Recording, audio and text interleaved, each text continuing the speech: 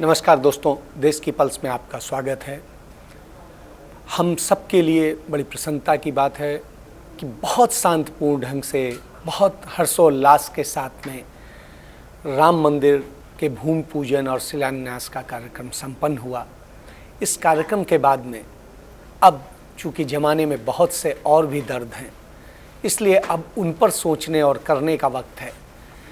अब हमारी सरकार को, हमारे तमाम जिम्मेदार लोगों को उन चीज़ों पर अब सोचना होगा जिनको लेकर के अब देश के नागरिक लगातार परेशान हैं।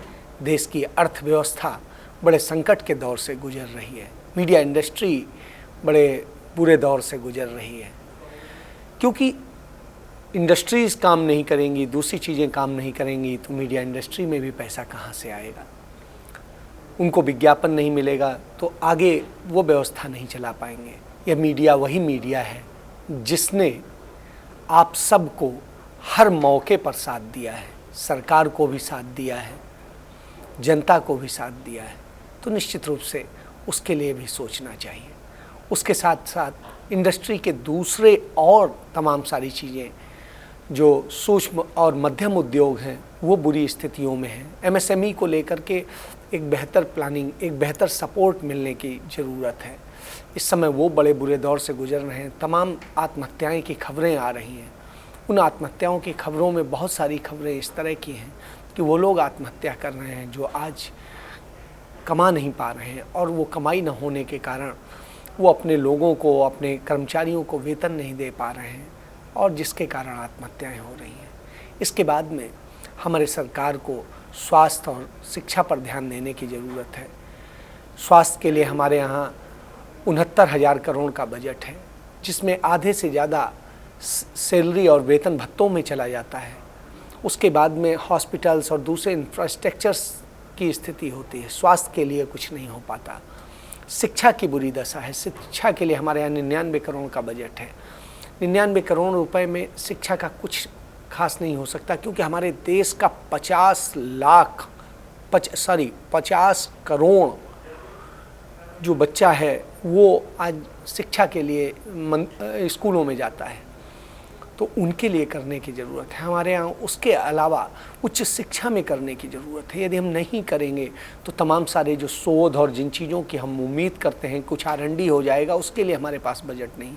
R&D के लिए हमारे पास 8,000 करोड़ का बजट है, उसमें कुछ नहीं हो सकता है। हमारे पास में और बहुत सारी चीज़ें हैं।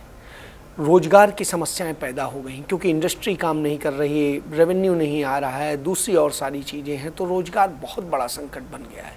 युवा इसके कारण गलत राह पे जा रहे हैं। कुछ आत्महत्या कर रहे हैं, कुछ हत्याएं कर रहे हैं, कुछ छोटे छोटे झगड़ों में फंस करके दूसरी चीज़ें कर रहे हैं। दिल्ली में एक जगह एक स्नैचिंग करने वाला लड़का पकड़ा गया, इंजीनियरिंग किए हुए था।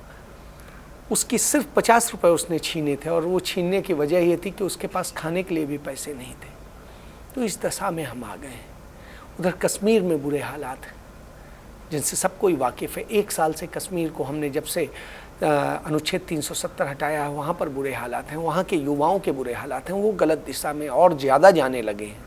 पहले कुछ लोग गुमराह थे, अब ज़्यादा लोग गुमराह हो रहे हैं। हम उसके लिए कुछ नहीं कर पा रहे हैं। हम मुख्य धारा में लोगों को नहीं ला पा रहे हैं। जो लोग हमारे छोटे छोटे से रोज़गार और दूसरी चीज़ें करते थे, आज वो बड़े संकट में हैं। रेहड़ी फड़ी वाले संकट में हैं। हमको देखना होगा कि देश ने एक बड़ी विभीषिका झेली है। मार्च के बाद से तो स्थिति ये है कि तमाम सारे लोग कुछ घरों को गए, कुछ अपने गाँव को गए, कुछ और गए, फिर वापस लौटे, कुछ आए, कुछ नहीं आए, कुछ किस तरीके से कर रहे हैं। तो उन सब की स्थितियाँ ये हैं कि उनके पास में खाने तक के लाले पड़े हुए हैं। ये हालात हो गए हैं कि तमाम सारे लोग अपने बच्चों के लिए, अपने दूसरे और सुविधाओं और ज़रूरतों को पूरा करने के लिए गलत मार्ग को अपनाने को बाध्य हो रहे हैं, नियमों कानूनों को तोड़ रहे हैं। तो अब चूँकि राम को अपना ठिकाना मिल गया है, तो ऐसी स्थिति में हमारी सरकार को इन लोगों को ठिकाना देने पे सोचना चाहिए। जो लोग तमाम जगह काम करते थे और वहाँ से अपने घरों या दूसरी जगह के लिए गए हैं, उनके पास में रहने का ठिकाना नहीं है, उसके लिए कैसे व्यवस्था की जाए, इन सब चीज़ों का है। शहरों का विकास हो। आज चीन ने एक सैटेलाइट लॉन्च की जिससे शहरों में एक बेहतर प्लानिंग की जा सके। हम क्यों नहीं करते? हमें भी लोगों के लिए सोचना चाहिए, क्योंकि सरकार तो जन कल्याणकारी है। जय, नमस्कार।